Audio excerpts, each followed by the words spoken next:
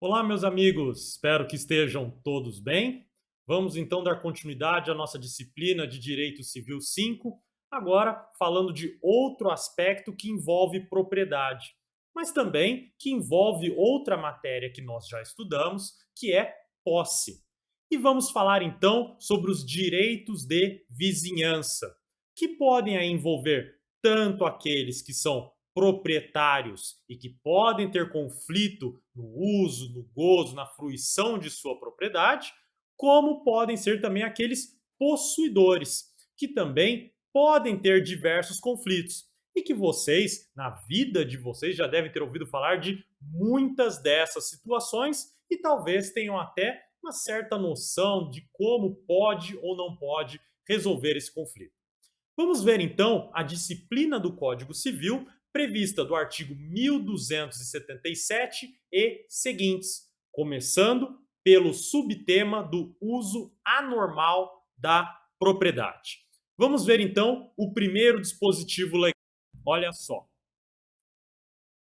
O proprietário ou o possuidor de um prédio tem o direito de fazer cessar as interferências prejudiciais à segurança, ao sossego e à saúde dos que o habitam, provocadas pela utilização de propriedade vizinha. Aqui nós temos já que destacar algumas informações importantes.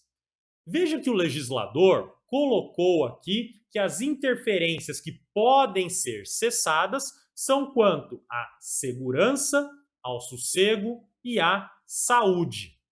O que mostra que estamos falando aqui, talvez, de um rol taxativo. Ou seja, somente podemos aí acessar esse uso anormal de propriedade quando falamos de questões que envolvam sossego, saúde e segurança. O que significa que questões que envolvam, por exemplo, bons costumes, moralidade, ainda que a gente nem entre na discussão sobre aí a pertinência de falar sobre isso, mas essas questões vão envolver aí uma atividade administrativa do poder público para fins de direito de vizinhança, para o exercício de direitos privados, nós temos que focar em questões que envolvam segurança, ou seja, que podem trazer risco, periculosidade para aqueles que estão no entorno, estão naquela vizinhança, questões de saúde, sobretudo saúde pública, que pode aí trazer uma contaminação para os vizinhos, ou até mesmo questão de sossego, que nós estamos falando, sobretudo aqui, pensando naqueles horários específicos em que não pode fazer um barulho em um determinado decibel, uma determinada altura, que pode aí atrapalhar, então, o sossego, a tranquilidade e o descanso daquele vizinho. Mas veja, são aí questões genéricas trazidas nesse caput, até porque precisa se verificar o caso concreto para se saber se de fato aquela situação merece a intervenção judicial na propriedade, no uso daquele direito de propriedade, a ponto de restringir, limitar aí essa atividade, esse exercício. E para isso, até pensando nessa ideia, podemos pensar agora no parágrafo único desse artigo 1277, na sua tela. Proíbem-se as interferências considerando-se a natureza da utilização, a localização do prédio, atendidas as normas que distribuem as edificações em zonas e os limites ordinários de tolerância dos moradores da vizinhança. Então, veja que para se tomar um ato de cessação, de intervenção, precisa se levar em consideração a localização, a natureza dessa utilização. Por quê? A depender do local, da zona em que está localizado aquela propriedade, é possível, por exemplo, um barulho mais alto, é possível uma atividade, então, que pode trazer incômodo para a vizinhança, ou até mesmo é possível que aquela atividade submeta os vizinhos a um risco maior de segurança, de vida, na saúde e tudo mais. Então, é questão de ver a situação concreta. Vamos pensar, por exemplo, aqui que nós temos, tá, às vezes pelo plano diretor da cidade, a divisão de um município em zonas. Uma zona que é industrial, uma zona residencial, uma zona comercial. E veja que na zona industrial é muito mais tolerável um barulho num decibel alto. A ideia, então, de que o maquinário pode aí trazer uma perturbação para seus vizinhos também industriais, o que não é realmente admitido se falarmos aqui numa zona residencial. E daí então é possível ter uma intervenção, uma limitação muito maior. Tá? Agora, uma questão que é importante de se levar em consideração quando falamos desse uso anormal da propriedade. Vamos pensar o seguinte: no caso de um vizinho já estar instalado em determinado local e ele costumeiramente já faz um barulho alto. Então, digamos que é aí um local de eventos e que mesmo passado das 10 horas da noite, continua ainda a ter música alta, barulho de conversa, risadas, grito das pessoas, enfim, né? Aquele barulho típico de um evento, de uma festa. E posteriormente vem um vizinho, né, alguém a residir ao lado desse local de eventos. Ele poderia, esse novo vizinho, pedir a intervenção aí judicial para limitar esse exercício da propriedade pelo local de eventos, ou seja, fazer com que o juiz determine que o local de eventos não faça barulho ultrapassando tal decibel, não deixando que a festa se estenda até uma determinada hora e assim vai. Veja, novamente, precisamos olhar o caso concreto, porque existe uma concepção doutrinária de que, em regra, poderíamos pensar talvez em regra, que aquele que está antecipadamente pré-existente naquele local teria um certo direito, teria um certo privilégio de poder continuar a realizar aquelas atividades que seriam nocivas à vizinhança. E aquele que surgiu depois deve tolerar, já sabendo que poderia sofrer com esse uso aí relativamente anormal, digamos, aí da propriedade. Mas não é a regra, porque nós podemos pensar talvez em limitações administrativas, por exemplo, que muitas cidades têm, a partir das 10 horas da noite, ter que limitar o som proferido pelas residências, pelos locais, e que pode ser imposto por aquele que supervenientemente ocupa aquela vizinhança. Então, é tudo questão de ver o caso concreto. Não há essa regra absoluta, definitiva de se eu já estou antecipadamente instalado em tal local, então eu posso exigir que a vizinhança tolere necessariamente as minhas atividades, tá? Então, tem que se verificar cada caso. Com isso, então, podemos partir para o próximo dispositivo legal, que é o artigo 1278. Olha aí na sua tela.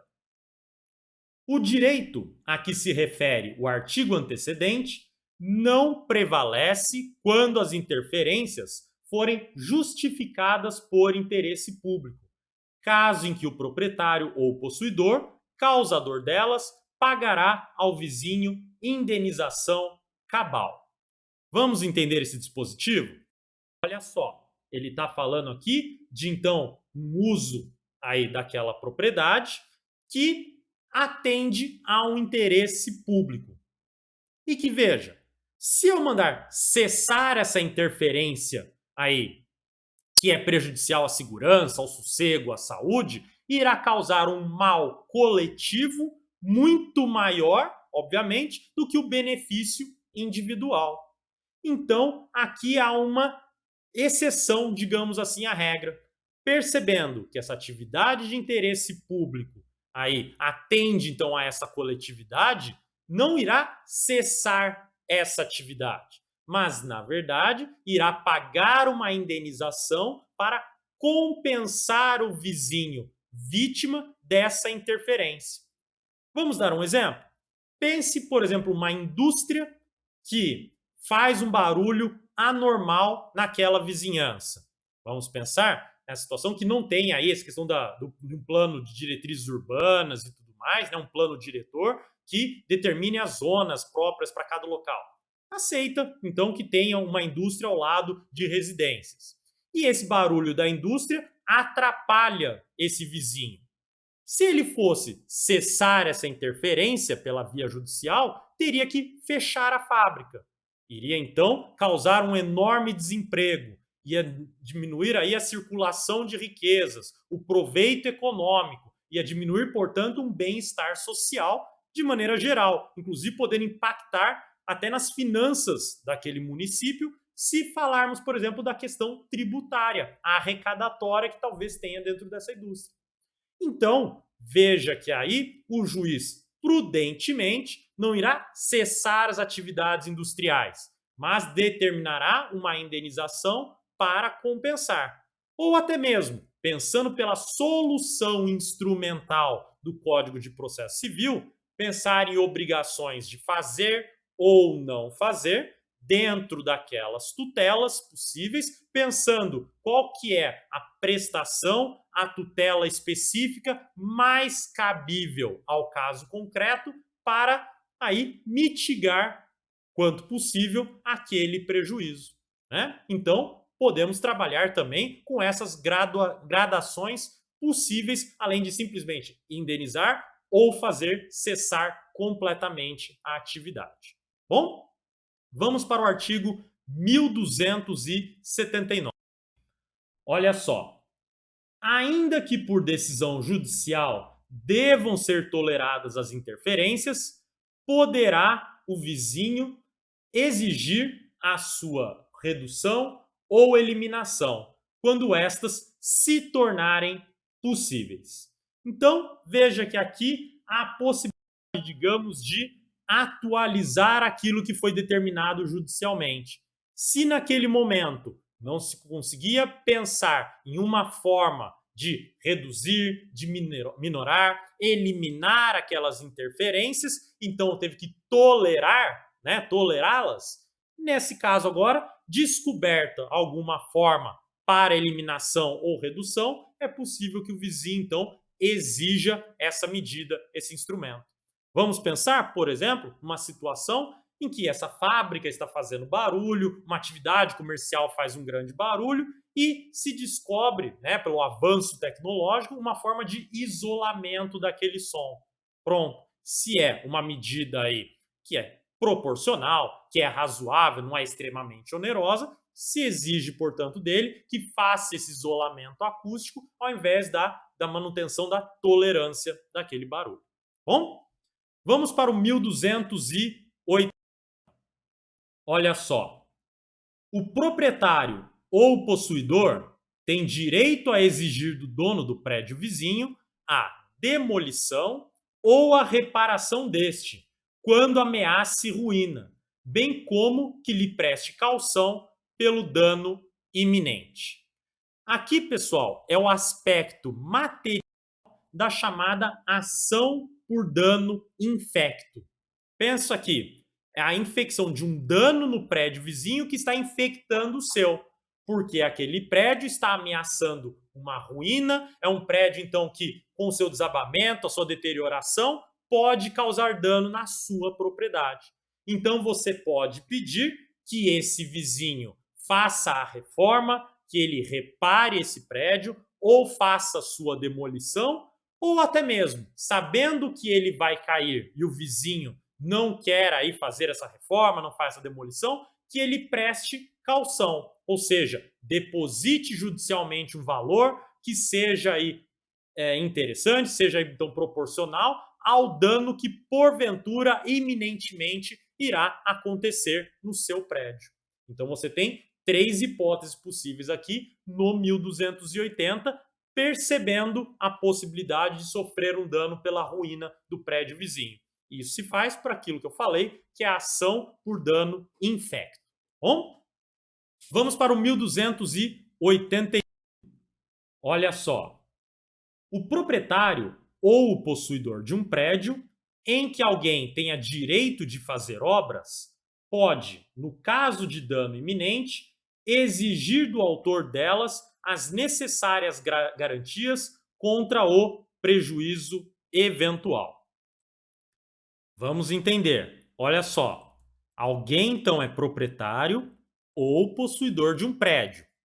E nessa propriedade, nesse local em que tem posse, ele tem alguém que irá fazer obras. Então, irá realizar obras. Só que essa obra, veja, pode causar dano iminente em algum vizinho. Então, o que pode fazer?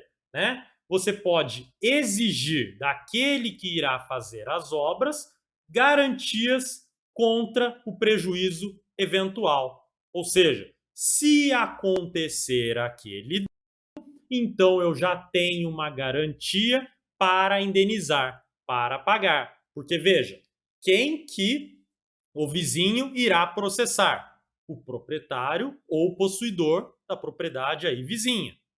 Logo, para garantir que haja possibilidade de indenização, já se exige um tipo de garantia, que aí fica aí a escolha, né, dentro da autonomia privada daqueles que estão envolvidos na situação, seja um depósito de um valor, seja aí alguma propriedade, algum bem em garantia, aquilo que for interessante e necessário. Bom, muito bem. Tratadas essas questões aqui, podemos ir para a próximo tópico sobre direito de vizinhança, que é acerca das árvores limítrofes. Que veja, é um tópico relativamente simples, mas precisamos ver aqui, precisamos tratar dele. Vamos lá então olhar o artigo 1282. Olha só, a árvore cujo tronco estiver na linha divisória presume-se pertencer em comum aos donos dos prédios confinantes. Simples e fácil. A árvore está justamente na linha divisória. Então, ambos os proprietários dos prédios aí confinantes, os vizinhos, são proprietários dela. Né? Então, pertence a ambos. 1283. As raízes e os ramos de árvore que ultrapassarem a extrema do prédio poderão ser cortados até o plano vertical divisório pelo proprietário do terreno invadido. Vamos entender? Meu vizinho tem uma árvore e ela está muito próxima da linha divisória das nossas propriedades.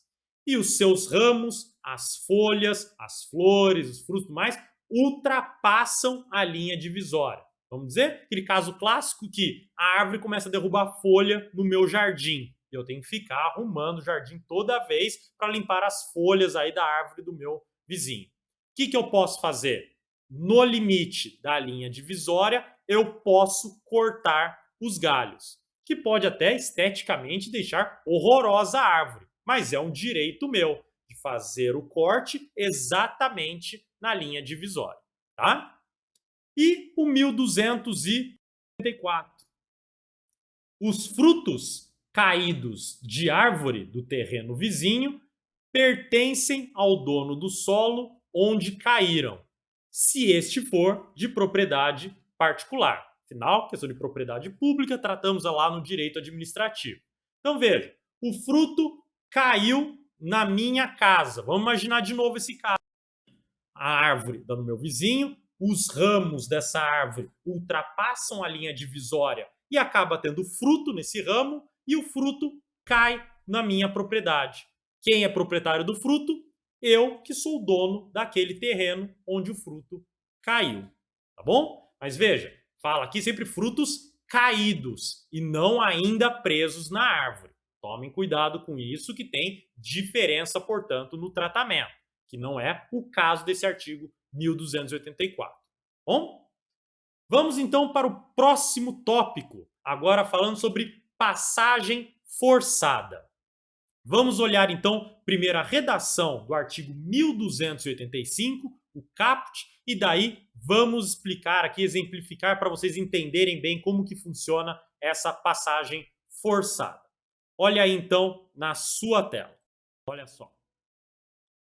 O dono do prédio que não tiver acesso à via pública, nascente ou porto, pode, mediante pagamento de indenização cabal, constranger o vizinho a lhe dar passagem, cujo rumo será judicialmente fixado, se necessário. Vamos entender um pouco isso? Como assim passagem forçada, não tem acesso à via pública, ou nascente, ou porto? Como que funciona isso? Olha aí na... Vamos imaginar o seguinte, olha lá. A gente tem então aqui uma avenida, até fiz uma avenida aqui de mão dupla para vocês, que passa aqui no extremo das propriedades. E aí veja, as únicas propriedades que estão aí atendidas a essa via pública são somente aqui as propriedades verdes. A propriedade vermelha, ela está aqui sem saída para a via pública. Ela está encravado. E aí, então, o que esse artigo 1285 está dizendo? Que essa propriedade encravada precisa ter uma saída, um acesso à via pública. Então, vamos pensar aqui como que isso vai ser feito. Falou aí o 1285 que vai então ser feito uma saída para a via pública e também com indenização cabal por essa passagem forçada. Então, aquele local em que haverá passagem para aquela propriedade encravada precisa ser indenizado à propriedade, ao dono da propriedade, que teve que deixar essa passagem. Tá? Mas agora, qual que vai ter que deixar? Vamos voltar lá para o meu exemplo. Né? Veja, vai ter que deixar essa aqui do lado esquerdo, a de cima ou ao do lado direito? Quem que tem que deixar essa passagem forçada aí? Então, a gente tem que olhar o parágrafo 1º do artigo 1285. Olha aí na sua... Sofrerá o constrangimento o vizinho cujo imóvel mais natural e facilmente se prestar à passagem. Então, voltando lá para o nosso exemplo, olha só, qual que fica mais natural, mais fácil aqui? Pelas distâncias, pelo trajeto, parece que é esta de cima, né? Aqui é o mais curto caminho para chegar à via pública. Então, ele provavelmente, caso tenha aqui, salvo se tiver alguma situação excepcional, que tenha que ter tratamento diferenciado na matéria, mas aqui parece ser o local mais fácil, mais natural para acabar com o encravamento aí dessa propriedade. Bom? Muito bem. Então, entendido isso, vamos ver agora o parágrafo 2º do artigo 1285. Só. Se ocorrer a alienação parcial do prédio, de modo que uma das partes perca o acesso à via pública, nascente ou porto, o proprietário da outra parte deve tolerar a passagem. Então, vamos pensar de novo aqui nesse exemplo. E se essa propriedade vermelha for dividida em duas? Então, se divide no meio aqui e a parte de baixo fica sem acesso à via pública. O que vai acontecer? Agora, então, vai ter que ter uma passagem pela propriedade vermelha de cima para que permita essa passagem forçada.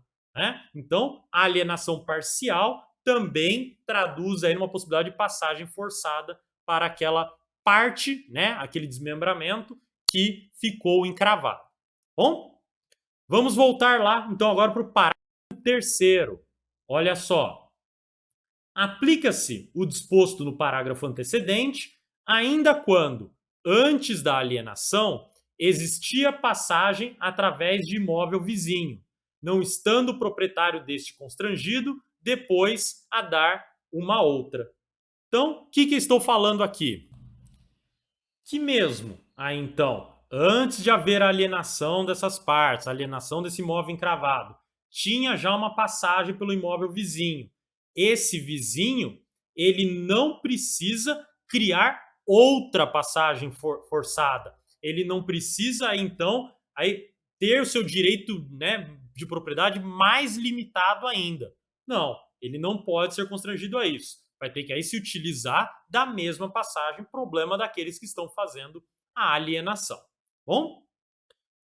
Muito bem. Por isso, então, falamos de passagem forçada, agora vamos falar de passagem, só que agora de cabos e tubulações, conforme artigo 1286 e 1287 do Código Civil. E na sua tela, então. 1286. Mediante recebimento de indenização que atenda também à desvalorização da área remanescente, o proprietário é obrigado a tolerar a passagem, através de seu imóvel, de cabos, tubulações e outros condutos subterrâneos de serviços de utilidade pública, em proveito de proprietários vizinhos, quando de outro modo for impossível ou excessivamente onerosa. Imagina, seu vizinho precisa aí de atendimento de esgoto, rede elétrica, ele precisa então de algum cabeamento, por exemplo, para alguma atividade, por exemplo, telefônica, de telecomunicação, enfim, tudo que for aí então aí subterrâneo, como fala o próprio dispositivo legal, ou até mesmo instalações que sejam por cima. Veja, aqui há uma intervenção necessária nessa propriedade. E esse trecho que foi utilizado, que não teria como fazer de forma diferente, vai ter que, então, ser indenizado por aquele que é também aquele que é beneficiário desses cabos, passagens, tubulações e tudo mais, além de também a indenização contar com a desvalorização da área remanescente. Então, minha propriedade perdeu valor porque diminuiu de tamanho, porque tem esses cabos, ou até mesmo aí eu perdi um espaço importante que teve que ficar lá praticamente interditado para passagem desses cabos, tubulações e tudo mais. Então, essa aí, minha propriedade, teve uma desvalorização. Eu devo ser indenizado no valor dessa desvalorização também. Tá? Olha então o parágrafo agora. Veja só. O proprietário prejudicado pode exigir que a instalação seja feita de modo menos gravoso ao prédio onerado, bem como depois seja removida à sua custa para outro local do imóvel. Então veja, vai ter que passar o cabo, a tubulação, né? Não tem o que fazer? Tudo bem. Então, ele pode pelo menos conversar, exigir lá que seja passado de uma forma que não prejudique tanto ele. Afinal, veja, é uma limitação à propriedade, mas não pode exigir aí um sacrifício exagerado, né? Uma oneração muito grande dessa propriedade. Então, ele pode exigir que seja feito da forma menos onerosa, menos gravosa, que ele conseguir imaginar lá dentro de possibilidades. Mas veja, se posteriormente ele quiser remover, quiser mudar, digamos que ele quer fazer uma reforma lá na propriedade dele e é melhor que esses cabos, tubulações passem de outra maneira que fique menos gravosa para ele. Então, essa alteração posterior, ele que vai arcar, porque daí é questão da comodidade, do conforto dele próprio. Bom? 1287. Se as instalações oferecerem grave risco, será facultado ao proprietário do prédio onerado exigir a realização de obras de segurança. Nada mais do que aqui necessário e correto. Né? Veja, se então eu tenho aí uma situação que é perigosa, por exemplo, pode causar risco de morte, eu tenho que então exigir, eu posso também exigir que se faça todas as obras necessárias para isolamento, para cuidado, para prevenção de qualquer acidente. Então, digamos que seja passada aí uma rede elétrica que com o contato pode levar à morte daquele que encostar nesse cabeamento. Então, eu posso exigir aí que seja isolado, que seja colocado, por exemplo, uma cerca, aviso e tudo mais que for necessário para a segurança daqueles que estão próximos. Bom? Legal, gente. Então, agora podemos partir para o último desta aula, que falaremos aqui de relação do direito de vizinhança, que é a questão das águas, que podem aí ser passadas de uma propriedade para outra, de um vizinho para o outro. E aqui eu já falo para vocês, as regras são bastante batidas, digamos assim, e não tem muitas coisas para se discutir, no âmbito específico do direito civil, dentro aqui do direito privado. Mas há discussões interessantes, importantes, lá dentro do direito administrativo, direito sanitário, enfim, aí questões que ultrapassam a nossa matéria de direito civil. Tanto que nós temos aqui a lei própria do Código das Águas, que trata de questões que envolvem aí a coletividade, a administração pública no tratamento e na tutela da água. E o Código Civil se restringiu a falar nas questões de vizinhança, a ponto de revogar lá no Código de Águas a parte específica que falava dessas relações de vizinhança envolvendo águas, tá? Então vamos lá para o artigo 1288. Olha só. O dono ou possuidor do prédio inferior é obrigado a receber as águas que correm naturalmente do superior, não podendo realizar obras que embaraçem o seu fluxo. Então, primeira parte aqui, veja só, prédio inferior vai ter que aceitar aqui as águas que vêm do prédio superior. Isso se elas correrem naturalmente. Então não pode aí represar, não pode aí fazer alguma forma de embaraçar o fluxo dessa água, porque é natural. Daí continua o artigo. Porém, a condição natural e anterior do prédio inferior não pode ser agravada por obras feitas pelo dono ou possuidor do prédio superior. Olha só aqui, cuidado também com essa regra. Condição natural e anterior do prédio inferior. Então veja, o prédio superior resolveu fazer obras que envolvem aí esse curso natural das águas e que acaba por agravar a minha propriedade. Então veja, aumenta o fluxo de água ou diminui, alguma forma prejudica a minha propriedade. Então, veja que não pode, portanto, aí essas condições serem agravadas pelo prédio superior, não pelo menos sem o meu consentimento aí ou a indenização que seja cabível. Agora, vamos dizer que já foram feitas essas obras e depois vem esse prédio inferior. Veja, não é um prédio anterior. Não sendo um prédio anterior, ele vai ter que tolerar, então, aquelas reformas, aquelas mudanças, aqueles embaraços no fluxo que foram feitos anteriormente à sua existência. Bom, vamos para o 1289. Quando as águas artificialmente, olha a diferença, artificialmente, levadas ao prédio superior ou aí colhidas, correrem dele para o inferior, poderá o dono deste reclamar que se desviem ou se lhe indenize o prejuízo que sofrer. Então, olha a diferença para o 1288. A água, então, é levada de forma artificial para o prédio superior. Não é uma atividade natural. Mais que isso, podemos pensar, então, só que a água é colhida nesse prédio superior e vai correr essa água para o inferior. Veja, como é uma atividade, então, aqui artificial, o prédio inferior está sendo prejudicado. Então, ele pode exigir que haja esse desvio para que ele não receba essas águas dessa forma, ou não receba de forma absoluta, ou até mesmo peça a indenização correspondente pelo seu prejuízo.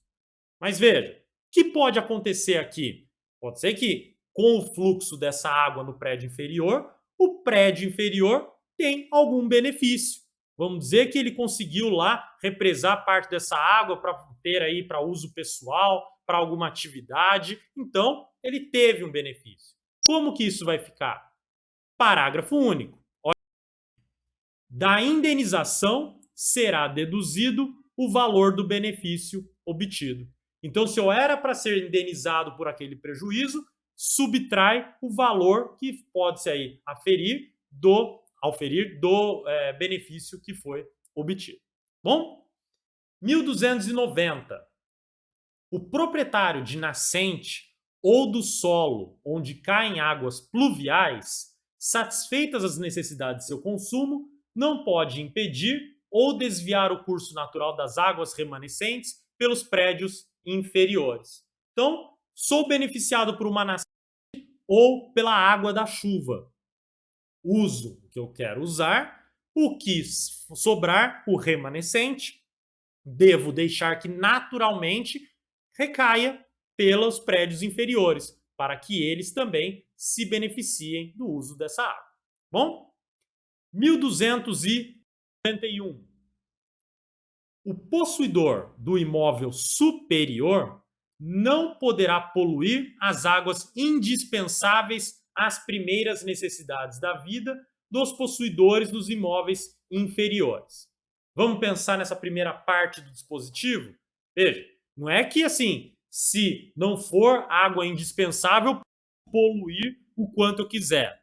Não, eu posso me utilizar dessa água e, por vezes, a atividade que eu exerço causa poluição, mas sempre aquela poluição dentro do regulamento, dentro daquilo que é tolerável pela legislação ambiental.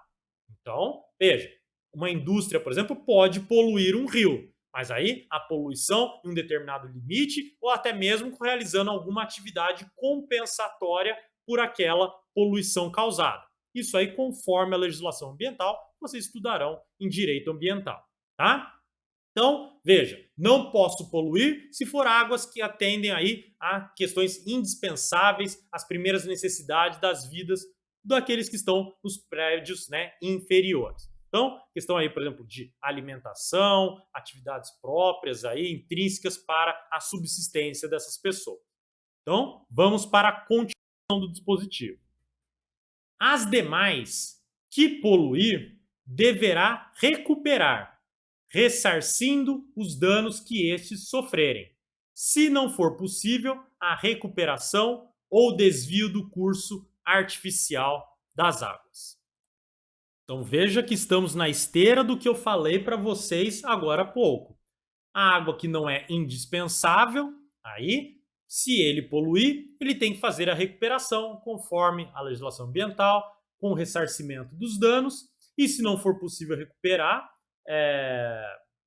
se não for possível então fazer essa recuperação ou o desvio artificial dessas águas aí, ao invés então de realizar essa recuperação, então fazendo ressarcimento.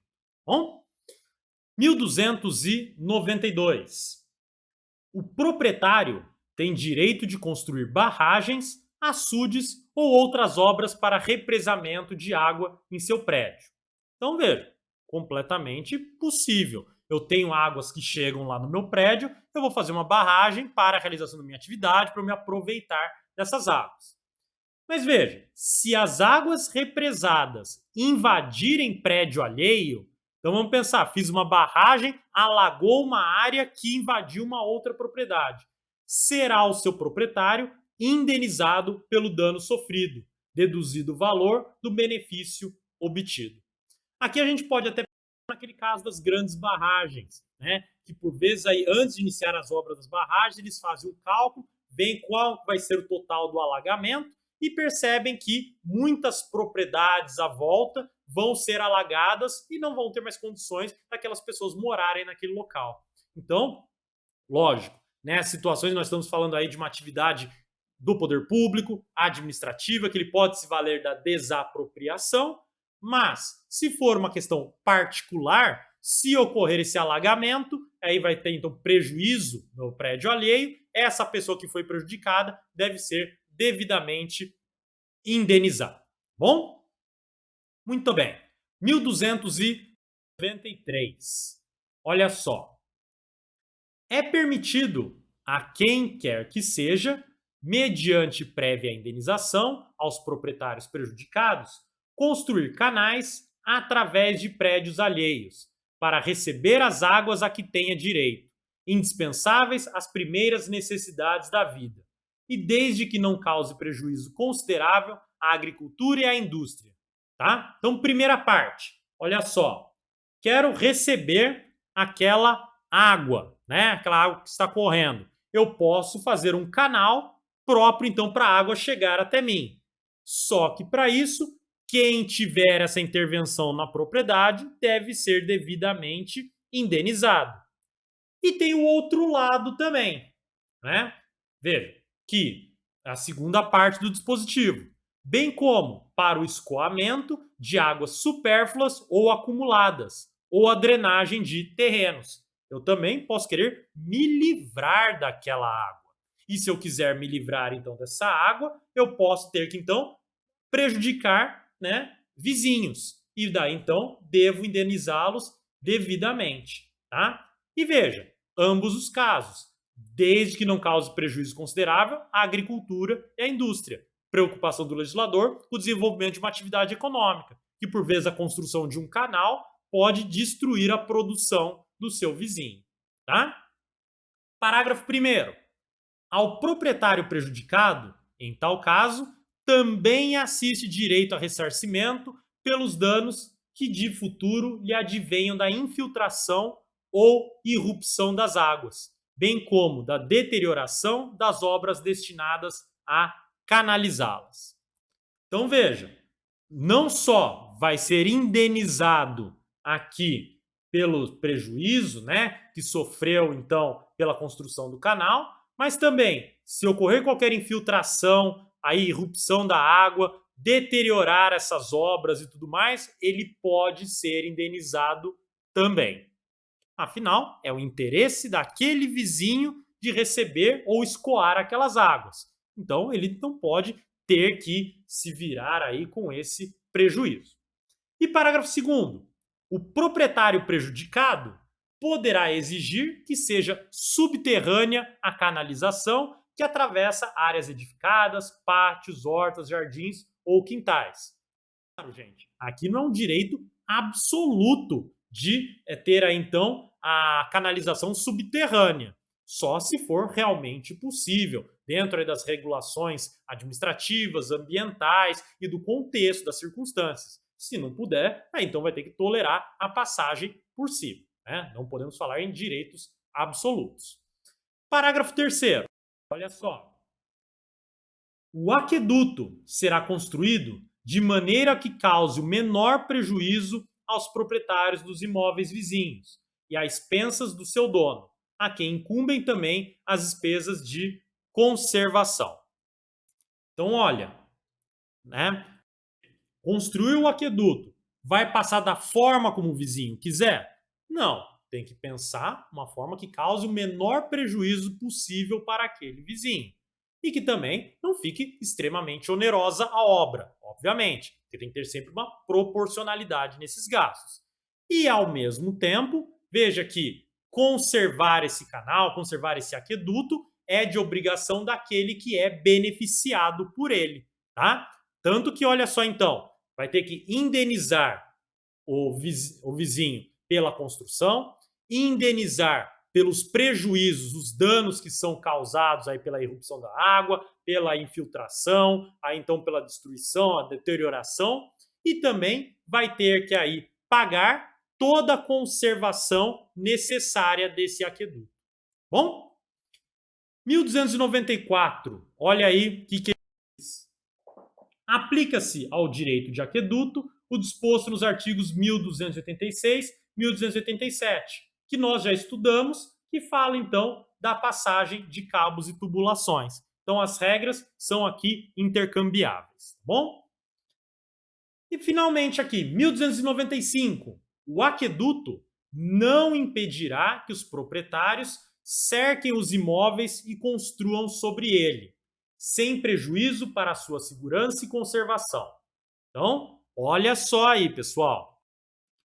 Veja que eu não vou ter limitação no uso da minha propriedade, na construção, só porque tem um aqueduto lá. Eu posso continuar construindo em volta, eu posso construir sobre ele, desde que não prejudique a sua segurança e a conservação desse aqueduto, obviamente. Então eu tenho que deixar um espaço para ele passar, mas eu posso fazer aqui uma construção à sua volta. Agora veja, segunda parte. Os proprietários dos imóveis poderão usar das águas do aqueduto para as primeiras necessidades da vida. Veja só, se precisar ir para alimentação, para o desenvolvimento de alguma atividade para subsistência, veja que o aqueduto pode ser aproveitado também por aquele proprietário que está deixando a passagem desse aqueduto, tá? Então, veja que ele tem aí algumas várias vantagens, digamos assim, pela possibilidade de passagem dele. Afinal, há uma limitação no seu exercício do direito de propriedade, tá?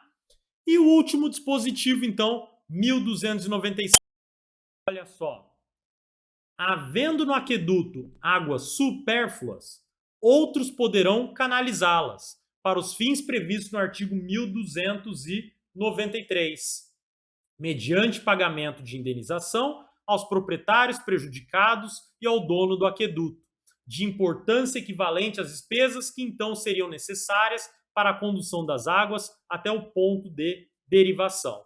Então veja, sobrou água, digamos assim, né? Tem aí possibilidade de fazer desvios nesse canal, nesse aqueduto, para poder então outras pessoas aproveitarem as águas, elas podem fazer isso, desde que, assim como acontece no canal aqueduto normal, indenize aqueles proprietários dos vizinhos, né, os proprietários vizinhos, sobre o uso aí da limitação nessa propriedade, pagando então o valor, inclusive, a importância equivalente ao quem seria o dono desse aqueduto, para então aí, vamos dizer, compartilhar o benefício da passagem dessas águas. Bom? E o parágrafo único. Tem preferência os proprietários dos imóveis atravessados pelo aqueduto.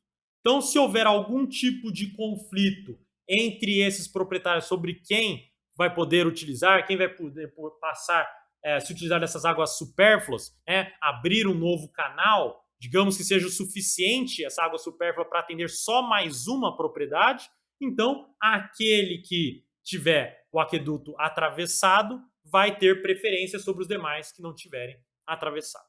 Bom, pessoal, então era isso que eu queria trabalhar na aula de hoje com vocês. Na próxima aula, continuamos falando aí das últimas situações, né, as últimas hipóteses também de direito que envolvem o direito de vizinhança. Bom, muito obrigado e até a próxima.